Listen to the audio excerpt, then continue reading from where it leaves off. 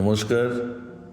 Food কুইজিনে আমরা যে রেসিপিটা নিয়ে এসেছি তা অত্যন্ত জনপ্রিয় মুখরোচক একটি মাছের পদ, যা আপনি স্টার্টারে খেতে পারেন, মেইন কোর্সে খেতে পারেন, আবার বাড়িতে গেস্ট এলে তাদের চমকে দিয়ে খুব কম সময়ে চটপট বানিয়ে ফেলতে পারেন। আজ আমরা দেখাবো পাবদা মাছের রোস্ট। চলুন তাহলে চটপট বানিয়ে ফেলি পাবদা মাছের রোস্ট। আমি দুটো বড় সাইজের পাবদা মাছ ভালো করে ছাড়িয়ে ধুয়ে ছুরি দিয়ে অল্প করে চিড়ে দিলাম, যাতে মশলাটা ভালো করে মাছে ঢুকে যায়। এরপর পরিমাণ মতো নুন দিয়ে ও 2 টেবিল চামচ লেবুর রস দিয়ে উল্টে পাল্টে ভালো করে মাছের সঙ্গে মেখে আধ ঘন্টা ম্যারিনেট করতে রেখে দেব। আধ ঘন্টা হয়ে গেছে। এরপর হাফ চা চামচ হলুদ গুঁড়ো দিয়ে ভালো করে মেখে নিয়ে একটা ফ্রাই প্যানে 2 টেবিল চামচ সর্ষের তেল নিলাম।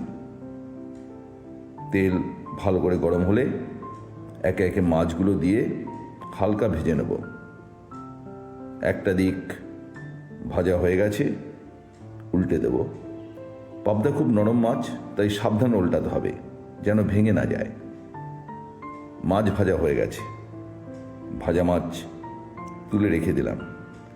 এবার ওই প্যানেই একটা তেজপাতা, একটা দারচিনির টুকরো, 2টো ছোটো এলাচ ও 4-5টা লবঙ্গ দিয়ে দিলাম। একটু নাড়াচাড়া করে সুন্দর গন্ধ বেরোলে দিয়ে দিলাম 2 টেবিল স্পুন পেঁয়াজ বাটা। পেঁয়াজটা একটু কষানো হয়ে গেলে ওতে দিয়ে দেবো 1 টেবিল চামচ আদা বাটা, 1 টেবিল চামচ জিরে বাটা, 1 চা চামচ হলুদ গুঁড়ো ও খানিকটা কাশ্মীরি লঙ্কার গুঁড়ো। একটু কষিয়ে সামান্য লেবুর রস ও পরিমাণ মতো নুন দিয়ে অল্প জল দিয়ে দেব।